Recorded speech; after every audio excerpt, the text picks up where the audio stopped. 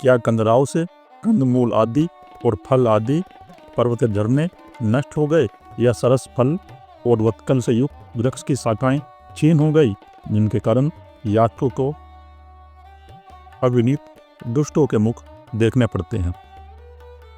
क्या पर्वत समाप्त हो गए, या हिमालय समाप्त हो गया, या वहाँ पर जो कंदमूल है वो समाप्त हो गए, या फल समाप्त हो गए? जो साधु संत जो उस आध्यात्मिक मार्ग के पथिक भिक्षा मांगते हैं, और भिक्षा मांगने पर जो दुष्ट प्रकृति के मनुष्य हैं उनके आप शब्द सुनते हैं, तो उनके लिए बोल रहे हैं भर्तहरि जी, जो आध्यात्मिक मार्ग के पथिक हैं, जो संसार में ही रहते हैं और स्वयं तो वो अपना कोई कार्य करते हैं नहीं, लेकिन वो भगवे कपड़े पहन लेते हैं और भगवे कपड़े पहन के गांव-गांव में जाके, शहर-शहर में जाके, घर-घर से भिक्षा मांगते हैं, पैसे अपने पास इकट्ठा करते हैं। तो उनके लिए कह रहे हैं कि जो आध्यात्मिक मार्ग के पथिक है, अगर वो गांव-गांव में जाके भिक्षा मांगते हैं, अपने लिए पैसे मांगते हैं या धन संग्रह करते हैं, तो फिर वो कोई साधु संत नहीं है। फिर उस मार्ग में अगर कोई सत्य मार्ग का पथिक भी आ जाता है तो उसका भी फिर लोग उपहास करते हैं। ये सिचुएशन आज बन चुकी है हमारे समाज में। आज हमारे समाज में ये सिचुएशन बन चुकी है कि भगवे कपड़े पहन के बहुत से व्यक्ति आते हैं मांगने के लिए, गांव-गांव में, घर-घर में।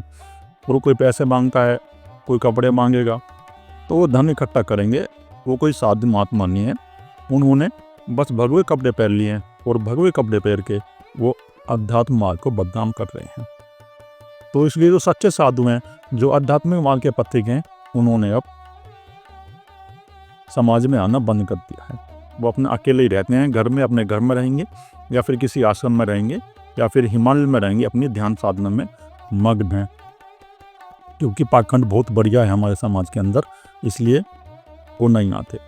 तो उन्हीं के लिए भर्तहरि जी बोल रहे हैं कि जो आध्यात्मिक मार्ग का पथिक है वो समाज के लोगों के अब शब्द ना सुनने, क्योंकि समाज के लोग तो हैं, अगर आप भिक्षा के लिए जाओगे तो आप शब्द कहेंगे।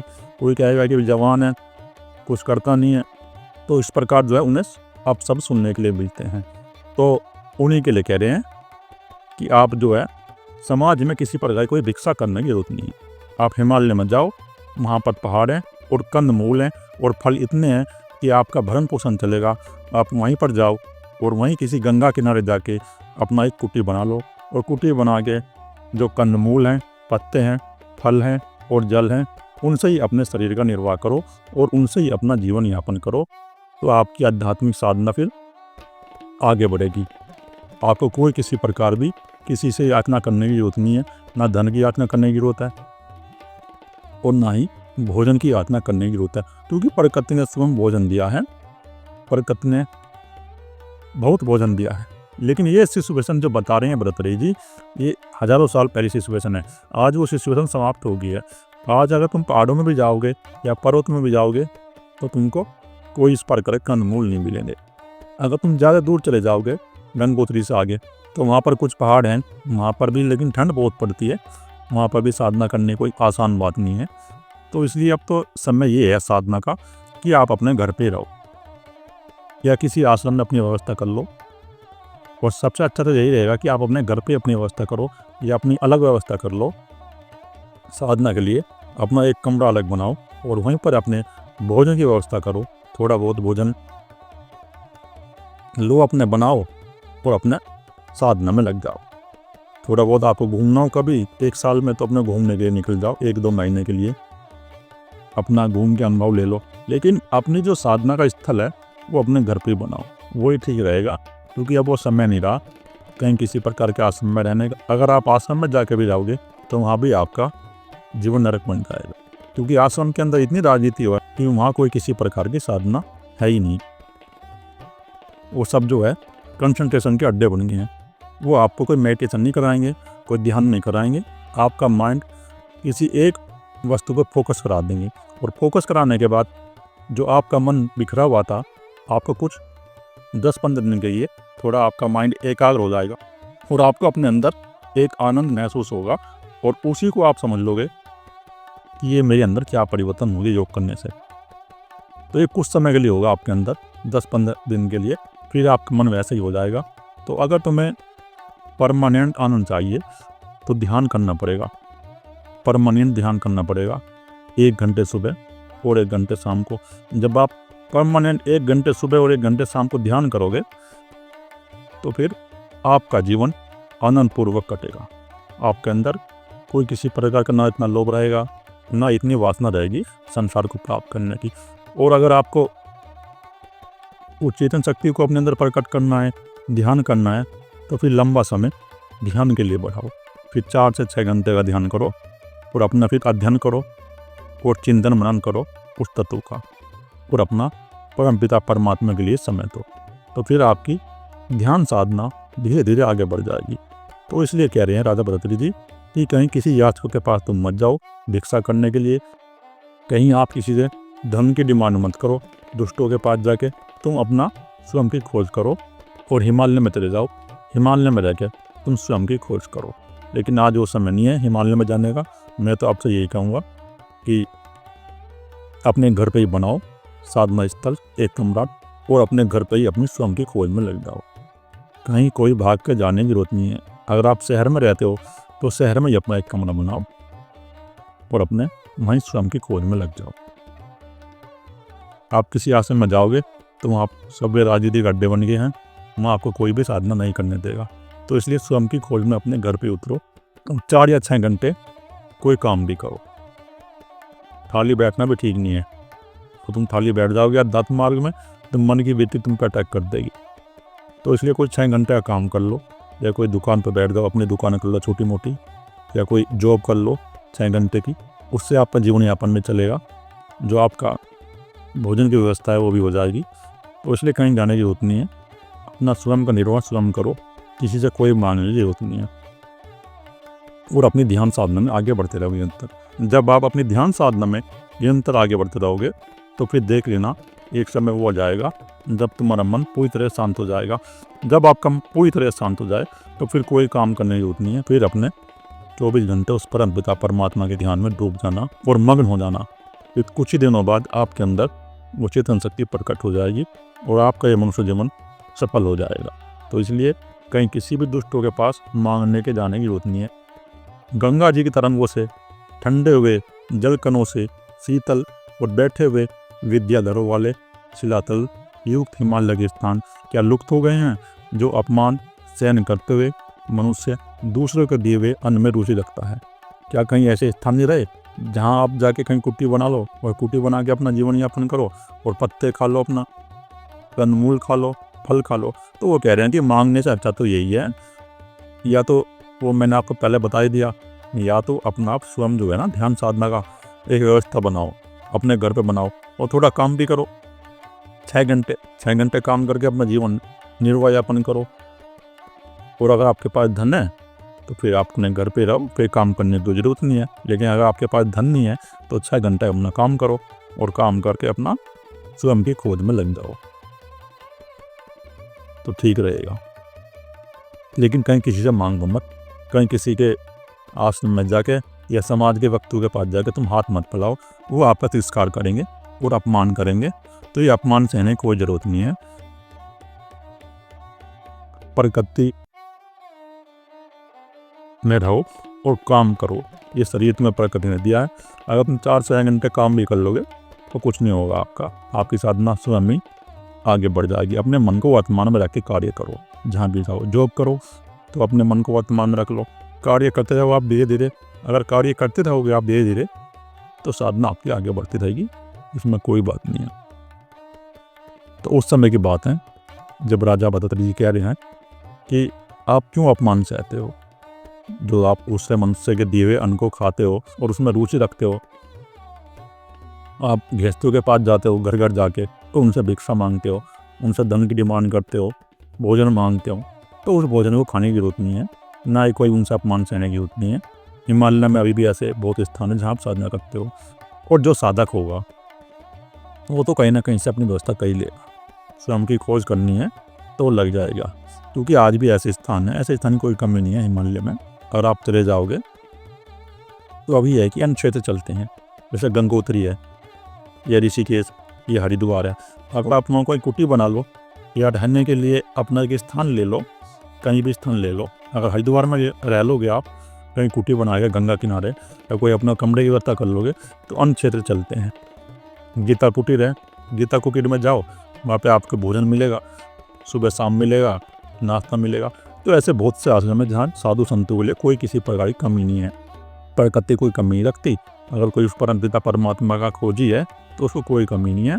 आपको आपके लिए पैसा ही मिल जाएगा, वहाँ पे दक्षिणा ही मिल जाएगी, और आपके भोजन की व्यवस्था भी हो जाएगी। कोई किसी प्रकार की कमी नहीं है, ना ऋषिकेश के अंदर, ना हरिद्वार के अंदर।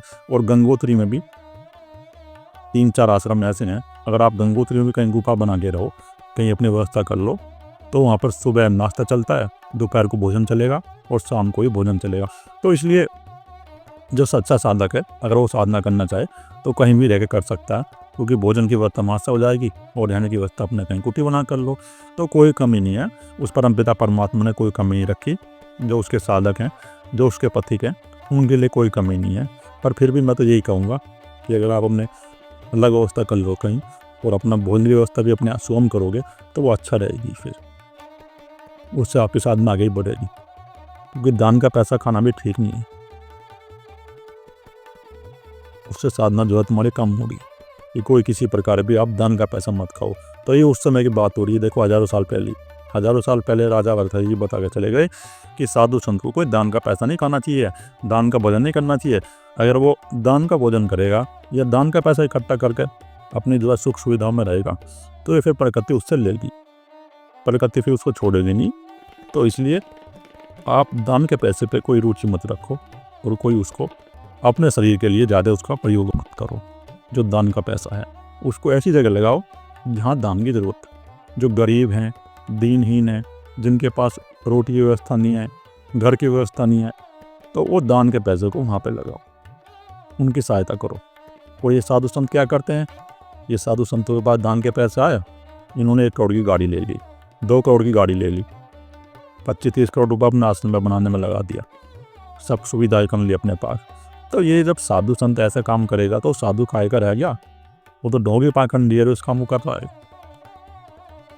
तो जहाँ धन की जरूरत है, जो दान का पैसा आ रहा है, हाँ अपने कमा का तुम कुछ भी सुविधाएं करो। अगर आपको सुख सुविधाओं में रहना ही है तो स्वयं कमाओ, समाज में उतरो, धन कमाओ, बिजनेस करो, नौकरी करो, और फिर कमा के आप चाहे गाड़ी खरीदो, अपने आराम से ऐसी ज़िंदगी काटो, तो ये भी कर सकते हो।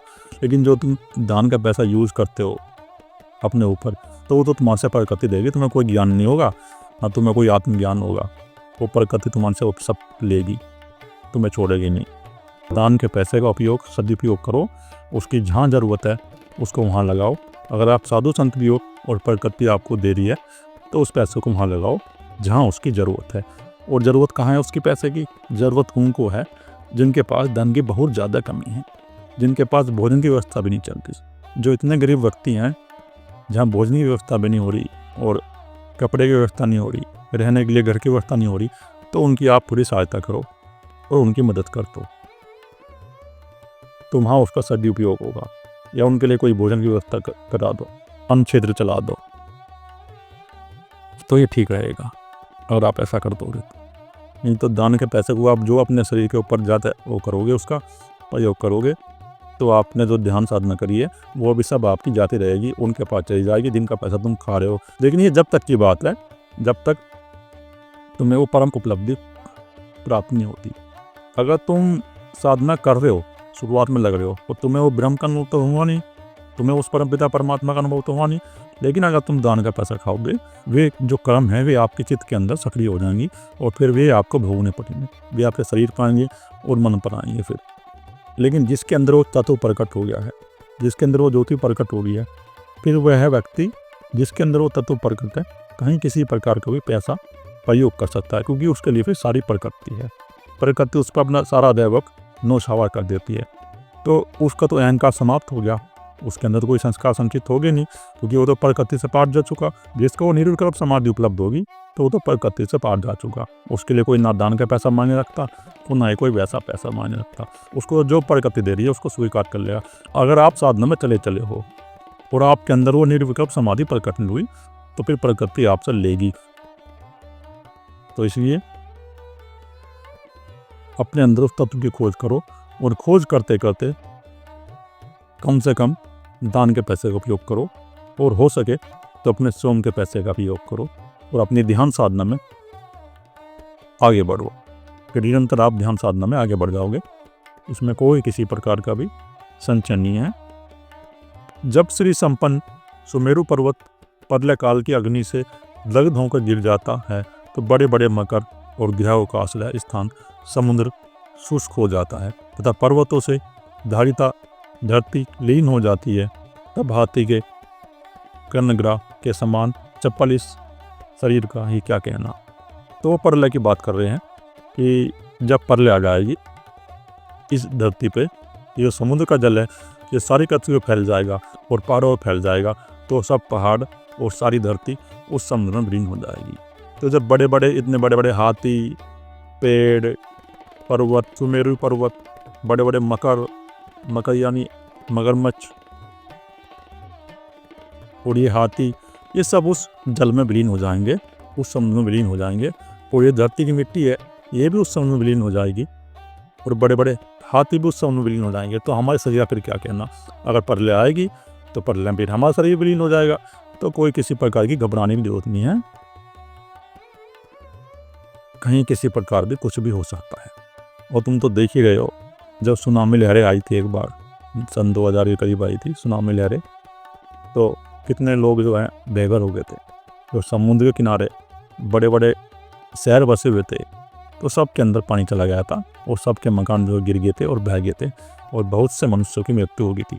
तो प्रलय का कोई पता नहीं कब आ जाए, तुम कहाँ तक बचोगे। उस परमपिता परमात्मा की प्रलय जब आएगी तो सबको नष्ट कर देगी, क्योंकि ये जो हमारा प्रकृति का शरीर 5 तत्वों से बना हुआ है, तो ये तो एक दिन 5 तत्वों में विलीन हो जाएगा। इसलिए समय जा रहा है, समय का सदुपयोग करो और सदुपयोग करके अपने अंदर उस ज्योति को प्रकट करो। वो जो परमपिता परमात्मा की ज्योति है उसका आप ध्यान करो और ध्यान करके उसको अपने अंदर प्रकट करने की चेष्टा करो। यही अध्यात्म का मार्ग है। जब आप इस मार्ग पर चलोगे तो आपका ये मनुष्य जन्म सार्थक हो जाएगा। नहीं तो ये समय जा रहा है और ये समय जो है, ये काल जो है, ये किसी को नहीं छोड़ेगा। चाहे कोई बड़े बड़े हाथी हो, चाहे कोई बड़े बड़े मगरमच्छ हो, सभी उस काल के मुंह में समा जाएंगे। तो फिर ये आपका शरीर भी कैसे बचेगा, ये शरीर भी आपका नष्ट हो जाएगा। हे शंभो, मैं एकाकी, निष्प्रय, शांत, करपात्री, दिगंबर और कर्मफल को निर्मूल करने में समर्थ कम होऊंगा। कि हे शंभु, हे भगवान शंकर, आप कृपा करके मुझे ये बताओ और प्रार्थना करते हैं भगवान के प्रति कि मैं एकाकी कब होऊंगा, मेरे अंदर वो एकांत कब प्रकट होगा। जब मेरे चित्त के अंदर कोई व्यक्ति ना उठे, कोई विचार ना उठे, तो वो कब समय आएगा। और शांत कब होऊंगा, मेरा ये मन कब शांत होगा। और मैं दिगंबर तो हो गया, और मेरे जो कर्म फल हैं, ये जो जन्मों जन्मों के संस्कार हमारे चित्त के अंदर हैं, ये सक्रिय हो गई हैं, तो ये कब नष्ट होंगे। ये ध्यान साधना से नष्ट होंगे। ध्यान साधना की जो अग्नि है, जो वीर्य से ओज बनता है ना, ओज, तो ओज सूक्ष्म ऊर्जा है। वो जो ओज सूक्ष्म ऊर्जा है, और सूक्ष्म ऊर्जा ही तुम्हारे चित्त के अंदर जो संस्कार पड़े हुए हैं उनको धीरे धीरे वो निकालती है। और धीरे धीरे निकालेगी तो फिर वो तुम्हारे शरीर पर भी आएंगे और मन पर भी आएंगे। कभी कभार ऐसा हो जाता है कि चित्त के अंदर ऐसे संस्कार रहते हैं जो हमारे शरीर पर आ जाते हैं, और हमारे शरीर में बहुत प्रकार की बीमारी भी आ जाती हैं, तो उनको सहन करो। और मन के अंदर भी बहुत प्रकार की व्याधि आ जाती हैं। कभी कभार मन के अंदर भय उत्पन्न हो जाएगा, कभी कभार मन के अंदर काम उत्पन्न हो जाएगा, कभी लोभ उत्पन्न हो जाएगा। ये व्यक्ता आएंगी आपके अंदर। लेकिन अगर आपके अंदर विवेक है तो फिर आप विचलित नहीं होगे।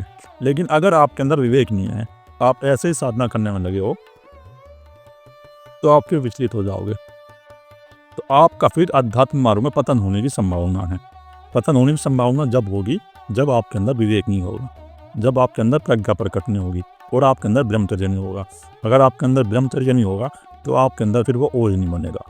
जब तक आपके अंदर ये वीर्य का संग्रह नहीं होगा तो आपके अंदर फिर वो ओज नहीं बनेगा। अगर आपको अध्यात्म मार्ग में चलना है तो ब्रह्मचर्य का पालन करना पड़ेगा।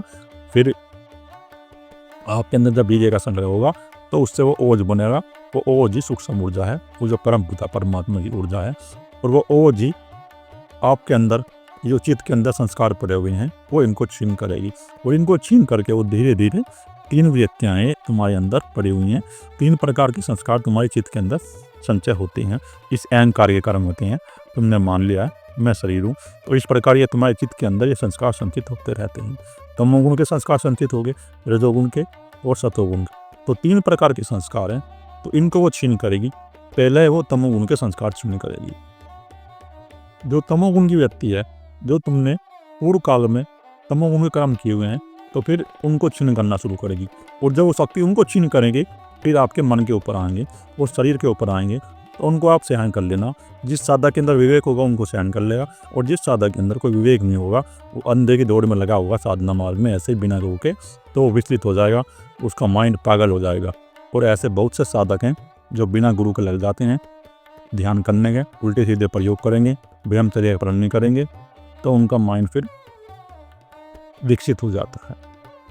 तो इसलिए साधना में होशपूर्वक तुम्हें चलना पड़ेगा, विवेक पूर्वक चलना पड़ेगा। जब आप साधना होशपूर्वक करोगे और विवेक पूर्वक करोगे, तो जब ये आपके कर्म बंधन छीन होंगे। और ये 3 प्रकार के कर्म बंधन है, मैंने आपको बता दिए हैं कि तमोगुण के कर्म बंधन है और रजोगुण के और सतोगुण के। ये 3 प्रकार की तरंगे हमारे माइंड के अंदर सक्रिय रहती हैं, और हमारे फिर ये चित्त के अंदर सक्रिय हो जाती हैं जो कर्म है। तो ये हमारे ऊपर आएंगे, मन के ऊपर आते हैं और शरीर के ऊपर आते हैं। तो इनको जब आप सहन करने में समर्थ हो जाओगे, तो फिर आपकी साधना निरंतर आगे बढ़ती चली जाएगी। बस इनको सहन करने में आप समर्थ हो जाओ। सभी कामनाओं के देने वाले लक्ष्मी के प्राप्त होने से क्या होता है? शत्रुओं को पद दलित करने या प्रेमियों को धन आदि से सम्मानित होने अथवा कल्प पर्यंत जीवित रहने से भी क्या लाभ? तो भरतरी जी कह रहे हैं कि अगर आपके अंदर वो निर्विकल्प समाधि प्रकट नहीं हुई है, अगर आपके अंदर वो परम पिता परमात्मा की ज्योति प्रकट नहीं हुई, तो फिर आपको कोई धन मिल जाए, आपको अगर अरबों खरबों भी मिल जाए, तो आपके अंदर ये दीनता रहेगी। दीनता ये रहेगी कि मुझको और धन मिल जाए, मुझको और मिल जाए। क्योंकि जब तक आपके अंदर ये चित्त के संस्कार छीन नहीं होंगे और वो निर्विकल्प समाधि आपको उपलब्ध नहीं होगी, तो आपके मन के अंदर ये तृष्णा रहेगी धन पाने की। और आपको कितना भी धन मिल जाए, चाहे अरबों खरबों मिल जाए, लेकिन आप दरिद्र ही रहोगे, आप भीतर के दरिद्र ही रहोगे। तो जो भीतर का अमीर बन जाता है, तो बाहर का भी अमीर बन जाता है, और जो बाहर का अमीर बन जाएगा, तो भीतर का दरिद्र ही रहेगा। तो इसलिए वो परम पिता परमात्मा की खोज में चलो, तो आपको फिर से लक्ष्मी को जरूरत नहीं है, क्योंकि धन तो यहीं रह जाएगा। बड़े बड़े जो धनपति थे, अरबों खरबों रुपया संग्रह किया उन्होंने और बैंक बैलेंस बना के चले गए। उनका धन कोई और ही प्रयोग कर रहा है, उन्होंने तो कोई उनका प्रयोग किया नहीं, लेकिन उनके बच्चे, उनके घर परिवार के लोग यूज कर रहे हैं उनका। और जो कमाने वाले थे वो चले गए, उनको धन देकर उनका वो नाम भी नहीं देते, उनको कोई याद भी नहीं करता। तो इसलिए तुम्हें कोई याद नहीं करेगा, तुम कितना भी धन संग्रह कर लो और धन संग्रह करके अपने बच्चों को देकर चले जाओ, उनको कोई याद नहीं करेगा। इसलिए राजा भरतरी जी कह रहे हैं कि तुम उस परमपिता परमात्मा के मार्ग में चलो और उसकी प्राप्ति करो। और चाहे आप कितने शत्रुओं का वध कर लो, शत्रुओं का वध करके भी करोगे क्या, उससे कुछ होने का है नहीं। और आपको कितना ही पद मिल जाए, चाहे आप कितने बड़े अधिकारी बन जाओ, प्रधानमंत्री बन जाओ, राष्ट्रपति बन जाओ, यूएन के अध्यक्ष बन जाओ, तो आपको कितना ही बड़ा पद मिल जाए, कुछ नहीं होने वाला। और चाहे अपने प्रेमियों पर आप धन की वर्षा करो, उससे भी कुछ नहीं होगा, क्योंकि आप जिसको धन दोगे, अगर उसको कुछ समय के लिए समर्थ नहीं होगे देने में, तो वो आपको छोड़कर चला जाएगा। ये मतलब ये दुनिया है, यहाँ सब अपना मतलब सिद्ध करते हैं। दुनिया के अंदर कोई किसी से प्रेम नहीं करता, सब अपने से प्रेम करते हैं, इसलिए यहाँ कुछ रहेगा नहीं। तो इनकी पाने की इच्छा मत रखो अपने मन के अंदर। ये सब बाहर के वस्तुएं हैं, ये सब बाहर के हैं, सब नहीं समाप्त हो जाएंगे। और तुम अपनी आयु बढ़ा के भी क्या करोगे? आप दवाई खा लोगे, दवाई खा के तुम अपनी आयु बढ़ा लोगे, 100 साल कर लोगे, 120 साल कर लोगे, लेकिन आयु बढ़ाने से भी क्या लाभ? क्योंकि कितने समय तक आप जीवित रह लोगे? आप 150 साल तक जीवित रह लो, लेकिन आपके अंदर तो कोई शांति है नहीं, तो आप जीवित रह के क्या करोगे? वो जीवित रहने का क्या लाभ? तो इसलिए उस परमपिता परमात्मा की प्राप्ति का यत्न करो, उसकी खोज करो और ज्ञान को उपलब्ध हो जाओ। अगर आप ज्ञान को उपलब्ध हो जाओगे, तो आपके सभी कर्म बंधन ये समाप्त हो जाएंगे। और ये जो आपके मन के अंदर बैठे हुए हैं कामनाएं, धन प्राप्ति की, स्त्री प्राप्ति की, ये सब छीन हो जाएंगी। आपको ये मनुष्य जन्म मिला हुआ है, इसका प्रयोग करो और उस परमपिता परमात्मा के रास्ते में धीरे धीरे आगे बढ़ते जाओ, क्योंकि ये संसार तो नश्वर है ही। भरतरे जी कह रहे हैं, इतना अच्छा अपना अनुभव लिखे गए हैं ये वैराग्य शतक के अंदर, आपको बता रहे हैं कि मेरे पास धन भी था, स्त्रियाँ भी थी, सब कुछ सुख सुविधा थी, लेकिन मेरे मन के अंदर शांति प्रकट नहीं हुई। मेरे मन के अंदर जब भी शांति प्रकट हुई जब मैंने अपने स्वयं की खोज करी, जब मैंने उस परमपिता परमात्मा का ध्यान किया और मैं अपने भीतर चला गया, मैंने ध्यान करना शुरू करा, तो तुरंत ही मेरे अंदर वो शांति प्रकट होगी। नहीं तो मेरे पास सैकड़ों स्त्रियाँ थी भोगने के लिए, वो धन थे, ये जवाहरात थे, लेकिन वो शांति प्रकट नहीं।